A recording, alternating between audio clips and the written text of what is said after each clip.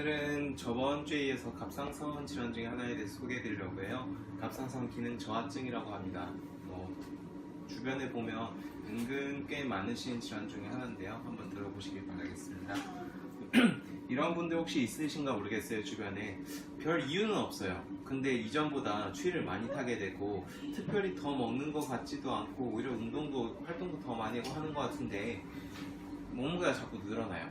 몸도 자꾸 처지는 것 같고. 근데 이런 분들이 단순히 기력 저하 문제도 있겠지만은 이제 갑상선 질환으로 이런 분들이 있어요. 갑상선 기능 저하증이 왔을 때 이렇게 특별하게 이런 증상이 오시는 분들이 있습니다. 갑상선이란 거는 이제 방패 모양으로 생긴 호르몬이 나오는 셈이에요. 요 갑상연골 밑에 있고요. 이게 남자로 치면 목젖에 해당하는 부위고요. 그 밑에 이렇게 붙어 있습니다. 몸에 에너지를 내는데 굉장히 중요한 호르몬이 나오는 기관이라고 아시면 될 것 같아요. 네. 호르몬들이 나오는데 맨 처음에는 뇌에서 신호가 나와요. 뇌 이제 시상 하부에서 TRH라는 호르몬이 하나 나오고요. 그게 뇌 하수체를 자극하게 돼요. 그럼 뇌 하수체에서는 또 호르몬이 하나 나와서 이제 갑상선을 자극하고요. 그럼 갑상선에서는 여러 가지 호르몬을 같이 분비하게 됩니다. 근데 여기서 이제 T3, T4라고 보이는 요 호르몬들은 우리 몸에 열을 내고 에너지를 내게 해주는 그런 호르몬이에요. 이제 요 칼시토닌 같은 경우는 몸에 있는 칼슘을 조절하는 형태의 호르몬이고요. 이제 만약에 이렇게 조절되다가 요 호르몬이 몸에서 너무 많이 돌아다닌다 하면 그걸 다시 뇌에서 인식해서 요 TRH를 줄이게 되고요. 그러면 요게 양이 줄겠죠. 너무 많이 줄면 다시 늘리고 이런 식으로 항상 일정하게 이제 유지되고 있습니다. 그 중에서 갑상선 호르몬 중에서도요, T3, T4 요게 중요해요. 요게 하는 일이 이제 우리 몸에 뭔가 에너지를 내는 일이에요. 세포가 먹고 살려면은 뭔가 피도 가야겠지만 뭔가 연료도 있고 이제 그게 활동을 해야겠죠. 그런 에너지를 내는 전반적인 일을 이제 T3, T4에서 같이 하게 되고요. 요런 활동들을 이제 연소시킨다라고도 하는데, 왜 우리 장작 때우잖아요. 옛날에 아궁이에 밥 주려면 장작 때워서 이제 그걸로 뭐 온돌도 하고 막 그런 식으로 하잖아요. 이제 이렇게 열을 뭔가 가해줘야지 우리가 체온도 유지할 수 있을 것이고 뭔가 활동도 할 수 있고 그렇겠죠. 이제 이 호르몬들은 그 열을 내고 우리가 에너지를 내는 그런 작용을 하게 됩니다. 자, 근데 어떤 분들은 그 호르몬이 분비가 잘 안 돼요. 분비가 잘 안 되기 시작하면 몸에 열이 잘 안 나기 시작하겠죠. 그러면서 추위도 더 많이 타게 될 것이고요. 활동량이 적어지다 보니까 몸무게도 점점 불겠죠. 그러면서 여러 가지 증상이 같이 생깁니다. 이제 대표적으로는 몸무게가 불고 기억력이 떨어지고 그리고 옛날보다 추위를 잘 타게 되고 또 이제 극도의 피로감을 느끼게 되고 이게 대표적인 증상이고요. 그거 외에도 이제 뭐 눈썹이 좀 탈락이 된다든지 아니면 여기 목 밑에가 이렇게 붓는다든지 또는 식욕이 없어지고 심장이 늦게 뛰기 시작하고 이제 추위도 뭐 손발이 많이 시려워지고 변비가 생기고 뭐 피부가 많이 건조해지고 이런 전반적인 증상이 다 같이 생기게 되는데요. 이때 이제 검사해 봤는데 갑상선 호르몬이 너무 적게 나와요. 그러면 갑상선 기능 저하증이라고 진단을 하게 됩니다. 갑상선 기능 저하증에 뭐 여러 종류가 있어요. 처음에는 갑상선 문제가 있어서 위에 뇌하수체랑 시상하부에서는 별 문제가 없는데 이제 여기서 호르몬이 잘 안 나와요. 그러면서 이제 이런 갑상선 기능 저하증이 생길 수가 있고요.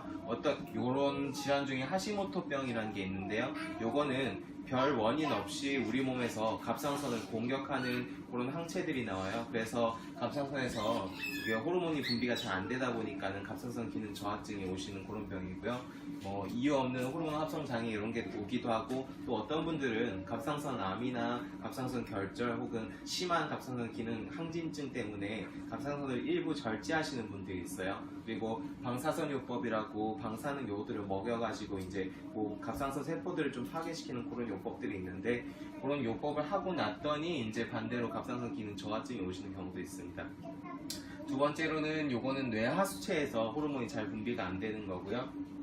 그러다 보니까 이제 여러 가지 증상이 생기는데 대표적으로는 뇌하수체 선종 같은 거에서 많이 오고 또는 쉬안 증후군이라고 요거는 그 출산하시는 과정에서 뇌하수체가 좀 손상되는 그런 질환이에요. 뇌하수체에서 이제 여러 가지 호르몬을 같이 분비하게 되는데 그래서 이것도 되게 여러 가지 증상이 좀 같이 겹쳐서 옵니다.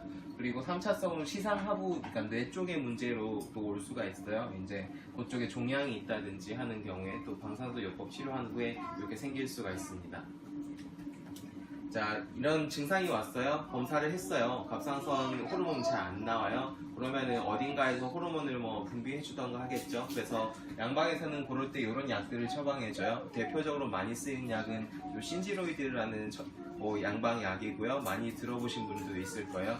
뭐 신지록신이나 콘지로이드 이런 걸 쓰기도 하는데, 요거는 호르몬을 직접적으로 몸에 이렇게 넣어주는 그런 치료제예요. 그래서 이제 갑상선 기능 저하증으로 인한 문제들을 좀 해결해 주고요. 자, 이런 것들이 왜 생겼을까 하면은 원인이 밝혀진 게 크게 없어요. 근데 가장 유력한 거는 요 스트레스 때문입니다. 스트레스가 이런 호르몬을 분비하는데 굉장히 많은 영향을 끼치게 돼요. 그래서 이런 스트레스가 오래 쌓였을 때 갑상선 질환이 오시는 분들도 굉장히 흔합니다. 그래서 한의학에서는 이걸 어떻게 바라보냐면, 자, 요분 봐보세요. 어떻게 보이세요?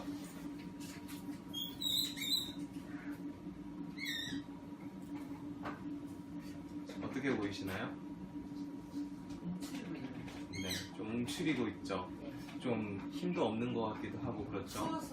네, 자, 우리가 스트레스를 받으면 크게는 두 가지를 볼 수 있는데, 스트레스를 받으면 막 이렇게 흥분하시는 분들이 있죠. 그리고 스트레스를 받으면 한없이 처지는 분들도 있어요.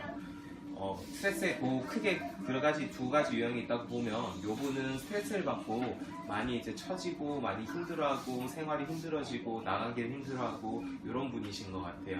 그래서 한의학에서는 이런 분들이 많이 온다고 보는데, 이제 요거 기울이라고 하고 양허라고 합니다. 기울은, 울자는요 빽빽하다는 뜻이에요.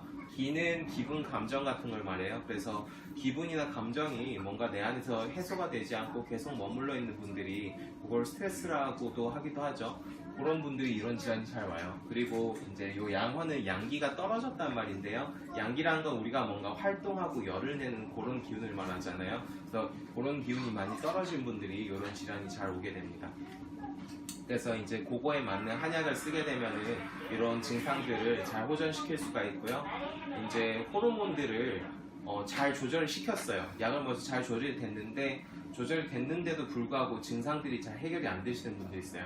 이상하게 호르몬은 잘 유지가 된다는데 난 여전히 춥고 여전히 힘도 떨어지고 이제 여전히 몸무게도 좀 부는 것 같고 그런 분들이 있거든요. 이제 그런 분들은 한약으로 치료했을 때 훨씬 효과가 뛰어난 걸 많이 보게 됩니다.